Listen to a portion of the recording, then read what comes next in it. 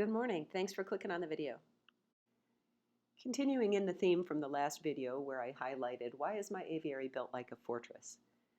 This was this week's visitor, and not all of the things that would like to get into the aviary would cause problems, but some of them would, and this guy would for sure. So I spent most of the day scaring this guy out of my backyard and away from the aviary while he is still pretty little and perhaps impressionable, but it took quite a bit to discourage him, which is unfortunate.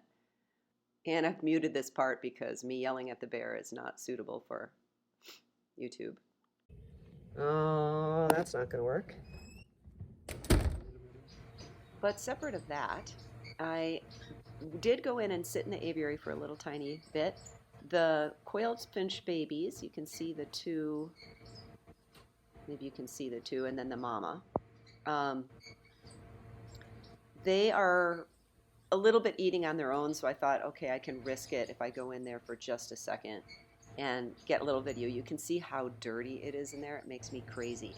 But I don't dare risk disturbing them too much before the babies are fully independent. And they mature pretty late. Most of my chicks are independent by, say, 30 days. And my understanding is these guys can be more like 34 to 37 days. The parents have recycled and built another nest right by the door that I go into the aviary.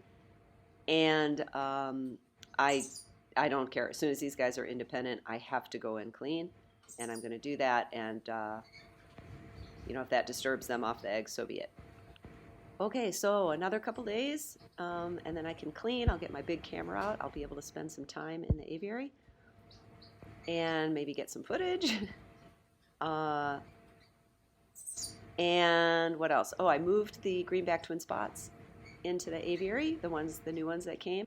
And what that let me do is clean out the flights and open up some space for some more birds to come back. So I sent, if you might remember, about March of last year, when my dad moved in, I had to kind of downsize quickly, and I sent 2 pair of my Peter's twin spots to Florida for vacation with Ransel, who very kindly took care of them for me for a year.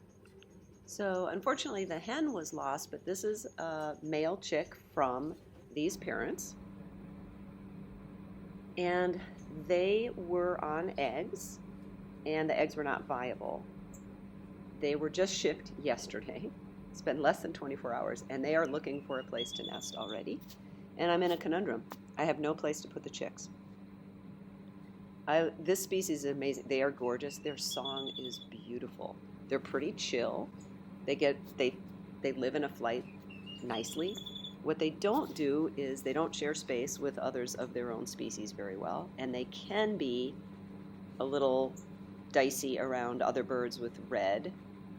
And so I don't dare, and also other twin spots, so I don't dare put them in the aviary. So the conundrum is, what do I do, right? Even if I do get chicks, they would be related to my young male. Do I import more that I don't have room for?